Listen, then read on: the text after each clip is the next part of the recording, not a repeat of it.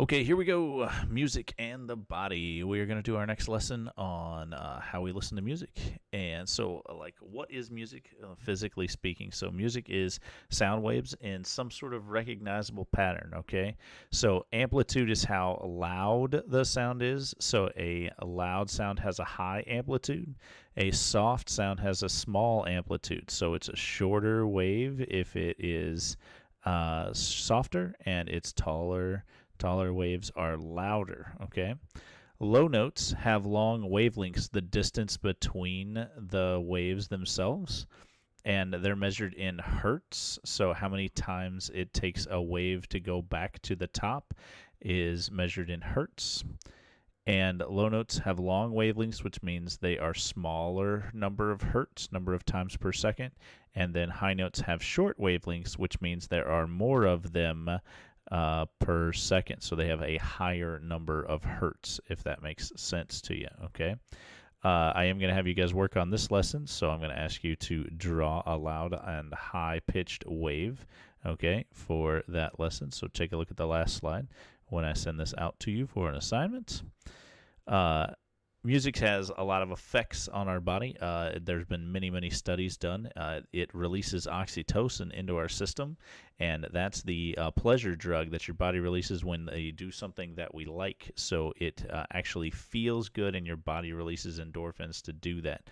It can stimulate activity in the brain and help increase retention of material, reduce stress, and contribute to overall happiness. There's been a lot of studies about the stress relief in music and overall happiness to people that listen to more music. So that's a pretty cool thing. The thing I'm going to ask you is to tell me a time that you use music to reduce stress or feel happy. Have you write in on that slide right there, okay? And so how do we actually physically hear it? So this is the inside of the ear. This is the, your earlobe itself. You have this auditory canal in the middle where sound waves would travel into. They actually bounce around in there. And then you have your tympanic membrane, which we call the eardrum, right? And it vibrates back and forth. And it makes these two bones in your ear actually vibrate back and forth. And then that sends a signal to your cochlea, which is here, and that changes that physical signal into an electrical signal that the nerves take back to the brain and actually tell it what it's hearing. And so it takes a physical sensation of bones moving back and forth and turns it into an electrical impulse that your brain can then decode. That's why when people get cochlear implants, they put them over on this side of their body, and it does the job of the cochlea most of the time. So it sends those electrical signals when it hears something, and that's kind of what those things do when you see those things. So that's what your ear looks like. That's how it works from the inside, okay? If you've ever had somebody who has had a ruptured eardrum, you know how things sound kind of funny because they'd have a hole in their tympanic membrane and it doesn't vibrate correctly. That happens from pressure on the inside of the ear, and it can cause it to rupture if there's fluid in there, stuff like that. So, that does heal itself. The bones that are on the inside of here, if they get used to loud noises a lot and get damaged or hurt or any kind of arthritis in there, then they work less, and it actually affects your hearing. And over the years, they just don't quite respond as well as they used to. So people's hearing gets worse and worse, which we'll talk about in a little bit. So let's talk about hearing damage.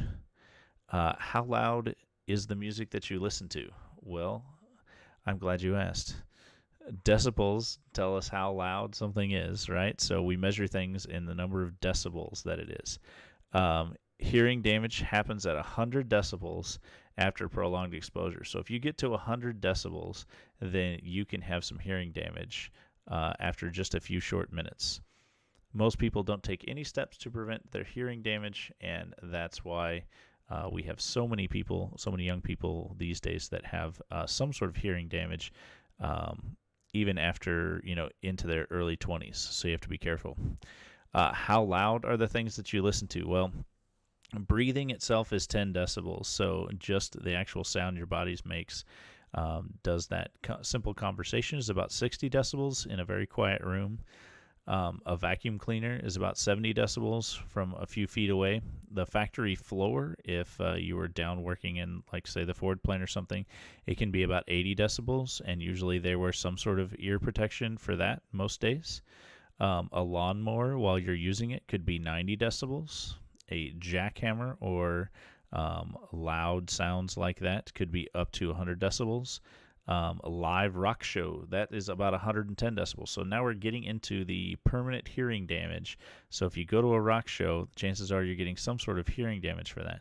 Using a chainsaw can be 120, and that's definitely in that.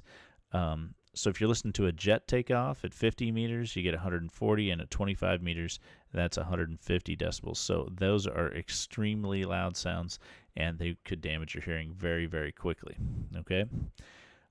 So how is your hearing? Do you have any of these things? Do you hear some ringing in your ears? That's called tinnitus. And people that have tinnitus hear a constant sort of buzzing sound or ringing in their ears. It kind of sounds like buzzing or maybe just a high-pitched kind of sound. If you've ever heard that, especially after hearing loud noises, you know what that sounds like. Then if you get frequent headaches or you have other issues, then that can be a sign of hearing loss.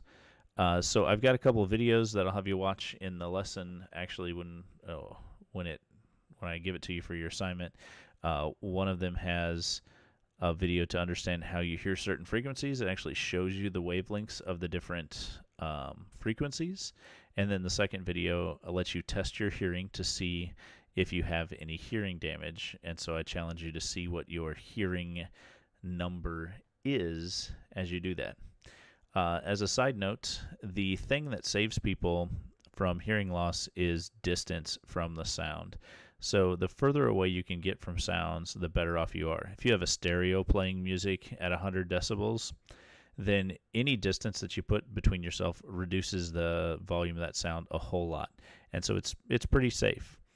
If you have a set of over-the-ear headphones like a Beats or something like that, then those are further away from your ear than, say, an earbud or an AirPod, something like that.